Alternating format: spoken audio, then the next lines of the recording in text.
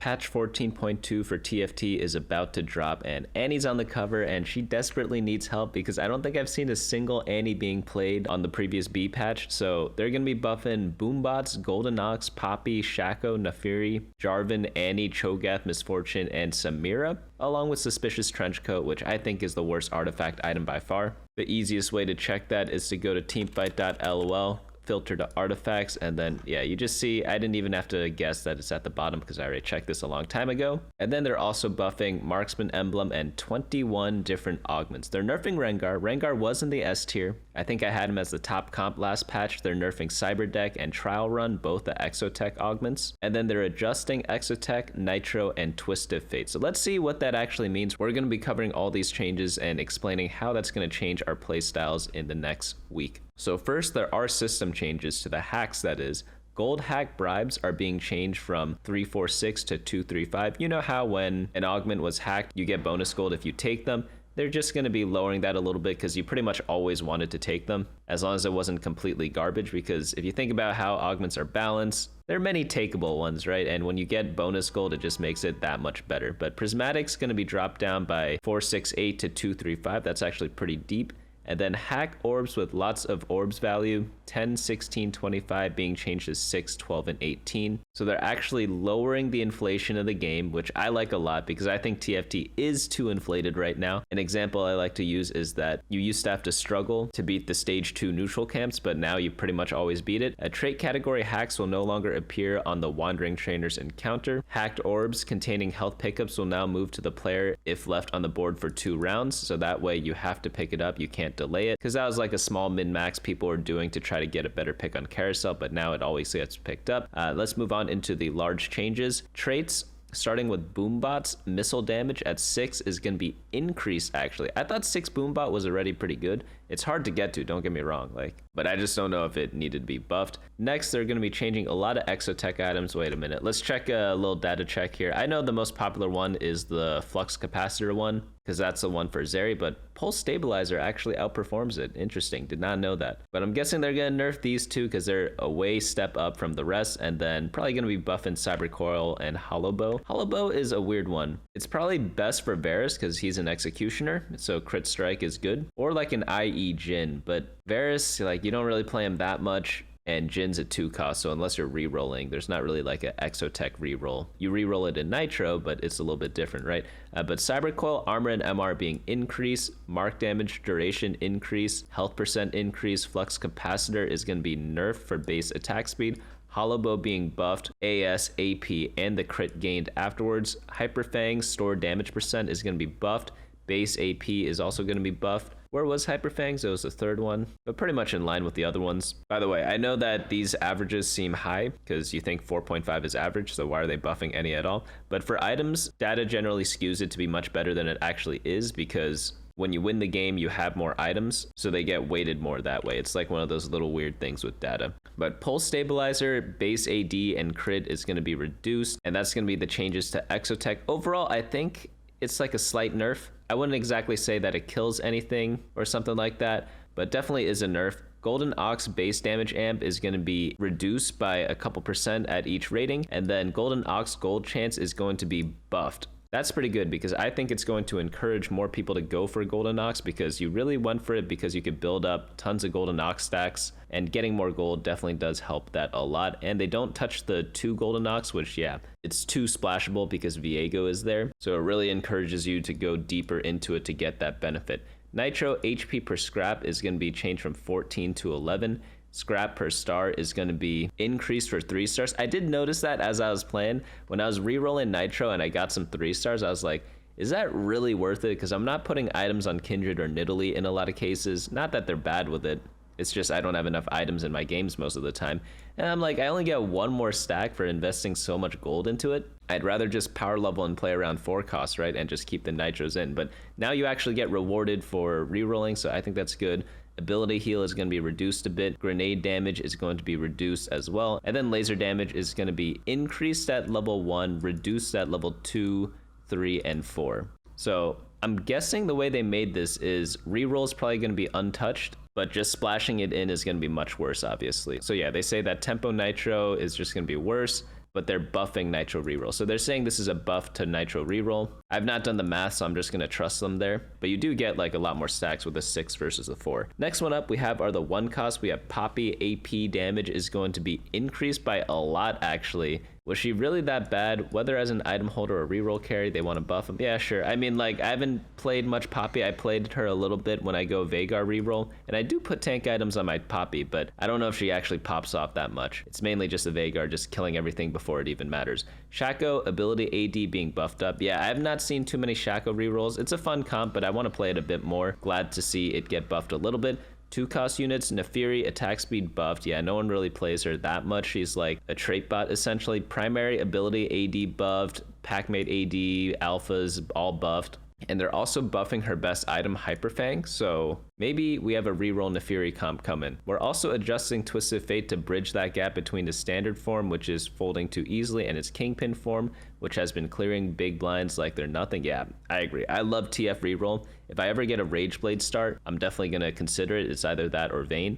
But I think Twisted Fate is better than Vayne on last patch, but both were playable, and it depends which champions you get, right? You don't get to decide that. But his base ability damage is going to be increased by quite a bit, but his hat ability damage is going to be reduced by a little bit. The nerf is mainly going to be hitting at the 3-star version. So regular TF in a regular Syndicate build is not going to suck so much, but then the reroll focus builds where you do put the hat on him, not going to be as good. It's probably still going to be playable, not going to lie. I think that comp is just super, super good. So if you start the game with a lot of TFs and a Rageblade, like still go for TF reroll. It's not dead, but I wouldn't force it just because you have a good item start for it at the beginning. But next up we have his 3 cost. Jarvan base AD is going to be increased by 10. Ability power shield is going to be increased a bunch also. And then ability is going to be buffed. Wow, that's a lot of Jarvan buffs. Was he really that bad? While a valuable unit due to his traits. I was about to say, I played Jarvan a lot in the previous patch. But they're saying Jarvan hasn't been able to display much more than his trait tooltip. I mean, I guess that is true. Like, yeah, he's got great traits. Slayer, Vanguard, Golden Ox. But these are a lot of buffs to him, and I think they're like pretty sizable as well. Like just the base AD alone probably does a bunch, right? So they're buffing Golden Ox and they're buffing Jarvan, who's already played a lot. Is Jarvan just going to be the most contested 3 cost unit? Gragas mana is going to be buffed a little bit. Rengar ability first stab is going to be nerfed. And then his ability heal is also going to be nerfed too. You know, I didn't even know he ability healed until I read him earlier today when I was playing him. And then now I read it again, I was just like, oh, he does have a heal. I didn't even know that existed. I thought he was just healing because I built BT Hand of Justice on him. But he definitely needed nerfs. He already got nerfed before. Is he still going to be playable? I think he is. But he runs the fine line of living with 1 HP and killing 5 extra units, or he just dies and those 5 units stay alive. So maybe this nerf does hurt a lot more than it seems on the surface, because I've had so many fights where, again, he's living at the edge, and because of that he kills 5 or 6 units and I win the fight. Whereas if he were nerfed, he'd probably just die out and not be able to live through those times. So in those fights, that's actually like a huge HP swing. Like instead of taking like 15 damage, you deal 10 or something like that. If that happens like a couple times per game, it definitely does build up, because it's not like the situation I'm describing is a one-time occurrence or anything like that. Like every game when you play Rengar, there are multiple fights where he's living with 1 health and then killing 10 units after that. So maybe this nerf, even though it seems small, is actually going to affect a lot because of the way he just works. Next up we have his 4 cost units. Any base ability damage is going to be increased a little bit. Mini fireball damage is going to be increased too. So the main issue with Annie is that she must use 3 items specifically. Blue buff, Nashor's, and Spirit Shojin. Do they address that at all? Now that Giant Health Ball Tibbers is in check, we can heat up Annie's ability with some more damage. So I guess you mainly did that like multicasting build in order to get Tibbers, and they said they nerfed Tibbers enough so they could buff up her damage. So maybe that encourages more damage builds. Maybe they already think they solved the issue of the specific item build. I hope it does. I don't know if it will, because I think Tibbers is going to be the more attractive part of the ability. But man, this one's tough to say. I'm going to go with, like, we're probably going to use the same build as before. Cho'Gath health gain AP scaling is going to be reduced a lot. I've seen some huge Cho'Gaths, but his health gain HP scaling is going to be increased. So less AP, more HP, and then Cho'Gath's percent HP increases no longer contribute towards base HP scaling for Cho'Gath's ability. Did they explain this in like English? Cho'Gath was previously reliant on the 70% bonus to HP he was getting for Bruiser. Yeah, that is true. which was contributing even more as his ability ramped up. This was quite fun in Bruiser 6 comps. Yeah, like you constantly see like, I can't even count the bars, but like 7,000 HP Cho'Gath, like without even having anything funny going on. But it made him unplayable in other comps. Yeah, that's true. We're removing this interaction so we can buff non-bruiser vertical Cho'Gath in the hopes he sees more than one build option. So, all right, that's why I like the English translation up here sometimes, because like sometimes you read this and you're just like, what the hell? But in 6 bruiser, he's going to be worse. As a splash unit, he's going to be much better. Maybe there's going to be a lot of Kabuko plus Cho'Gath splash coming up in this next patch. If you just need a generic tank line, because like you either pick Vanguards, Bruisers, or Bastions, right? And I think most people were picking Bastion because Sejuani is a AoE stun unit. So hopefully this brings more diversity to the random tanks you fill in your team in the later parts of the game. Not in the later parts, but in the middle parts of the game before you reach your late game team comp. That would be interesting to see. Misfortune ability waves being buffed from 8 to 9, but Syndicate bonus wave being nerfed from 4 to 3. So essentially, with the hat, she's going to be the same. Without the hat, she's going to be better. So overall, a buff there. Pretty nice stuff. 5 cost units, Samira, 5 AD buff. Yeah, Samira is so bad, guys. Like, if you thought Annie was bad, check out the champions. Okay, we'll check out, what's his name first? Or 4.72. Pretty bad, right? But Samira is not even close. Like, she is much worse than every other legendary, and she doesn't even feel good to play. You know, she actually was worse before. I remember it being like a 4.22 at the start of the patch, just because people were still playing her a bunch. But I think as the patch went on, people started only playing her in Street Demon because they stopped playing the Annie comp, which used Samira. And then she was being carried by the Street Demon trait, not because she herself was good. But yeah, like, needed the buff. Makes perfect sense. Doesn't need like anything crazy, I don't think. Just needs to have her own place to shine. But now let's look at the silver augments. Adaptive Strike Jax base 3rd strike damage is going to be increased a little bit. Damage gain per stack is going to be increased as well. Yeah, it wasn't the best hero augment. I think it was actually one of the worst ones, but all of them do need to be buffed up. Yeah, they're buffing up Poppy. Base damage going to be up a little bit. Silas, same thing. The best way to check all the hero augments is to just use the Explorer tool on teamfight.lol. Type in Jax. Get him 3-star, 3 items, go to the item section, and then look here. You see the Bloodthirster 4.68 versus the Stoneplate 3.98. Obviously, like, the tank build is a lot better, but you don't build him tank when you take the hero augment. So you know every Bloodthirster game is with the hero augment, and you just know it's complete garbage because you already have him at 3-star with 3 items. Like, normally these want to average around like a 4.25 or like at least a 4.3. because you don't always get the 3-star, right? Or at least like a 4.4. But you could do that for every single one of these hero augments. Like, they're all like pretty bad. Next up, we have his gold augments. Cyberdeck max items generated 3 to 2. Okay, that's quite a big nerf. I didn't know it was that good of an augment. It did feel nice, don't get me wrong. I didn't know it was like that OP. The Chugbug Gragas buff is going to be happening as well. Transitor AS gain 25 to 50%. This one's going to be the Bastion one. When Bastion's start of combat bonus ends, 50% of it converts into AD and AP. And then they gain attack speed as well. So this is one of those weird augments where it like doesn't make sense, right? Like, why do you want attack speed on your Bastions? I don't know how much they need to buff this. I've never taken it personally. That's why I had to look it up. But I do remember hearing about this from before. And like, yeah, pretty much I don't know what you want with this augment. It's given the wrong stats. Trial Run, Golem HP per star level is going to be 1.5 to 1%. AD per star level 4% to 2%. That's the one with Exotech where you get a golem with however many Exotech items that you have. Prismatic augments, Chemtech Overdrive, Black Market no longer appears on 2-1. HP is going to be buffed up by a lot and attack speed by a little bit. Cruel Pact, heal per turn 3 to 4. Double Trouble, bonus stats 35 to 40. Bug Fix, starring up the unit to 3-star while on the bench properly grants a 2-star copy of the unit. I love this augment a lot. I played it with Rengar. Very, very nice stuff. Lifelong Learning, HP gained each turn 1.5 to 2%. Scope Weapons, 18 to 25. I never really liked this one. I wanted on like a good melee carry, but none of them are really that great this set with the +1 range. Like, there are obviously some good ones, but nothing like absolutely bonkers, right? Bastion Circlet, Champion Galio to Sejuani. Whoa, that is a pretty big buff. I don't really like the circlets. I'm not going to lie to you all, because you essentially lost an item from the crowns from before. But I guess if you get a Sejuani, you do get half an item now, so I guess that's enough. Sejuani is a big buff, don't get me wrong, because this stuff never gave 4 cost before. Bruiser Circlet grants a Giant's Belt, but you don't get the Cho'Gath. that's only the Bastion one. So I don't know if this is that worth it. Dynamo Circlet champion is going to be Elise to Misfortune. That's pretty big, and you get a BF sword, so you can build half a Spear of Shojin or whatever you want on Misfortune. So that's probably going to be pretty good. Actually, with 4 Dynamo, you don't even want the Spear of Shojin. You probably just want like IE or something like that. So this one's pretty good. This one's pretty good. The crown is going to be buffed a bit from Jhin to Elise. Executioner, you're going to get a Zed instead.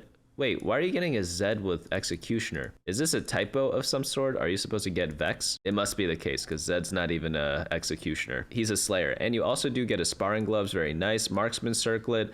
You're going to get Aphelios with a bow, Draven, Rapid Fire to Zeri, BF Sword, Jarvan, you get a Zed for Slayer, and also a Sparring Glove. Strategist, you get a belt. Techies, you get Mordekaiser to Brand, and you also get a tier, very nice stuff. Vanguard, Jarvan to Leona, and a Giant's Belt. So pretty much every circlet's being buffed. Yeah, no one was clicking circlets in the last patch, unless you're doing one of those like Giga vertical traits and you already have one of the pre-existing emblems. I've been kind of avoiding them too personally, which kind of sucks because I used to always pick them. But maybe with these buffs, we click on a little more of them. Like, I don't even think they're that good still, even with these changes. Because all the ones they buffed, apart from like Techie, they're all like the weird ones, you know? Weird as in you don't get any like super duper payout if you hit like the latest threshold. They're all kind of, if you want to hit like from 2 to 4 rapid fire, it's much easier because you could drop one of the crappy units. Same with Marksman, right? But nothing that gives like a super crazy buff to your team. Items, Trenchcoat, percent HP to trigger 66 to 60. Clone HP 25 to 33%. Pretty big buff there, but it's one of the worst artifact items, or the worst. Marksman Emblem, Shred per damage 1 to 2. And then that's going to be it for the big changes. The small changes, like the size of the section. 5 Cypher cash outs have been adjusted. I wish they told us what they were, but it's a lot of like very specific details that you probably won't even encounter that much, right? Syndicate 7, Braum defenses gained 100 to 80, Misfortune peace damage 50 to 33, and then Shaco bonus damage 75% to 66. Next up, we have our champions. 3-star Zed now glides quickly to his next target when he's not in range of a target. That's a good quality of life buff. Double up, I don't really care about. Mobile, you can now add friends with the tap of a button while in lobby on mobile. Okay, very nice. And then bug fixes, Gargantuan Resolve works on ghost armies now. I didn't know it didn't do that. I took it earlier today, pretty nice. Thinking too fast, Prismatic Ticket no longer grants rerolls from Think Fast rerolls. Unstable Evolution no longer triggers on summon. Survivor, Tomb Raider 1 and 2, Last Stand, and Final Reserves are all exclusive from each other. Those are the ones where you get items if people die, and Final Reserve is the one that prevents you from dying one time. Warpath counts player damage dealt to ghost armies. Formless Blobs, Zac Blobs have the proper icon. Zac Copy gains the HP from the Street Demon Hexes. Samira no longer cancels armor reductions from other Samiras. Share the Spotlight VFX no longer hidden on certain arenas. Senna's splash damage from her auto attacks correctly triggers Titan's Resolve. Truly Divine Divinicore champions copied by Viego Soul Killer no longer activate their trait bonus. All traits now work properly with Halamira clones. Lunch Money should grant gold at proper intervals. Memory Bank is banned after stage 3. Can't Slay the Spire. Support Spire's stun no longer ignores CC immunity. Evil Malicious Monetization doesn't count PvE rounds as one of its gold generating rounds. When would this even happen? Oh, if you get like a hacked augment, I guess it could show up, and then you could use it during the PvE round, because normally this doesn't happen before, right? Malicious Monetization will properly grant gold if an enemy is killed by an ally that was summoned during combat. Unstable, fix a bug with Unstable Evolution only giving 33 HP instead of 333. That is a pretty big bug. That's why I miss data checking for augments, because if you just took this and you're like, oh, I should get it, right? But you don't have time to check every fight, right? Like, like I shouldn't have to check if augment works. But if you have stats up and you see that, oh, it just like dropped randomly in terms of its average placement, then you could be like, oh, it must be bugged or something, let me not take it. That's what I miss about augment data, but it is what it is. Hyperroll, fix missing round in stage 8. Veigar's ability will now correctly gain damage from critically striking. Wait a minute, is that why Jeweled Gauntlet is bad on Veigar? So like, I've been wondering this for a while and I haven't heard a good answer to this yet, but if you look up Veigar and you build him, you do blue buff, you do Nashers, and you do Hextech Gunblade, and he's normally played with like 4 Techie, 4 Cyber Boss. And pretty much all Techie does is give ability power, and you also make enemy abilities deal less damage. For Cyber Boss, He gets a nice little buff, which makes his ability AoE, and you also get a bunch of health and ability power. So you get a ton of ability power, right? So I get why you don't build stuff like Archangel Staff, but Jeweled Gauntlet makes a lot of sense in my head. Like if you do a blue buff Nashor's Jeweled Gauntlet instead of the Gunblade, because normally you build Gunblade when you have like an Archangel Staff that like stacks up, but since you have so much AP from Techie and Cyberboss already, you don't really want the Archangel Staff, right? So why not get a multiplier item like Jeweled Gauntlet? And it's just because it's bugged? Is that really what's happening? Because I always thought in my head, like, Jeweled Gauntlet makes a lot of sense. Please tell me I'm not crazy here. But you look at the stats and it's just horrible, right? Like, every item's like a 3.5 or even Shojin's like a 3.8. And then Jeweled Gauntlet's just like the worst one for no reason. Like, it's just because it's bugged. Holy cow. Like, that's absolutely crazy in my opinion. Because again, in my head, like, if you think of brand in like a Techie build, you think of any Techie in general, what do you build on them? You build a mana item and you build Jeweled Gauntlet, and then third item, who cares, right? But I guess now we found out why. It's just because it's bugged. Like, that's crazy stuff. Holy cow. All right, like, probably gonna have to update the Veigar build then for next patch. But how is this gonna change the meta? I'm thinking the Annie Samira stuff is gonna be back. TF reroll, not going to be as forcible anymore. Rengar, still going to be good, but that's tough to say because, as I said before, like, a lot of fights were decided by, like, 1 HP on Rengar, and instead of dealing, like, a little bit of damage to the enemy team, if that happens, like, twice during your game where he, like, doesn't live with 1 health, you essentially lose a bonus 30 HP. So imagine every game of Rengar you play, you're just down 30 HP. That doesn't sound very good, right? That sounds pretty bad. Like, maybe he's bad just because of that, because the margin of error for him is just like so small, right? Like, it's crazy. Jarvan, I don't know. He got buffed for no reason, right? Is there going to be an Ox Force build? I hope there is like an Ox Force build or a Golden Ox build, because like a lot of the champions were buffed, the trait was buffed. I think it was already like an option before, like it just wasn't that good because it's like weird to play. All the units are weird together, but I'm hoping that is in there. Like, definitely not going to be playing the Nitro stuff anymore either. Definitely a big nerf to all the default Nitro boards. So you're going to have to find a new default for next patch. I think last patch was mainly just rerolling when you can, like Rengar, Twisted Fate, Vayne, a couple other ones that I'm forgetting about. And then if you don't get any of those, you just play one of the vertical traits if you get like one of the augments for them, such as like Street Demon, Anima, like whatever it is, Exotech, things like that. And then if you don't get any of those, maybe you get Cypher, you play that, lose streak, and go up big. But if you don't get anything that's like very specific, you just play Nitro and hope for the best. Play them in the early game, adjust some of their traits in the mid game, and then in the late game, find one of the 4 costs that you have items for and hope for the best. Play a bunch of legendaries as well. Like, that was pretty much the patch last patch, right? I think now with the changes, it's going to be not that good. So you're going to have to find a new default board, which is nice because like it was kind of getting a little boring for me. I hope to kind of experiment with some other stuff, but we'll be coming out with a meta snapshot on Friday as per usual. So definitely look out for that if you want to find out the best comps on the latest patch. I do update the site a little bit earlier though, before I post the video. So you could always check bunnymuffins.lol/meta whenever you want. Thanks so much for watching. Check out teamfight.lol if you want to look at a bunch of data. It's probably the best place to go in the early parts of the patch. But that's going to be it for me today. Hope to see you all next time.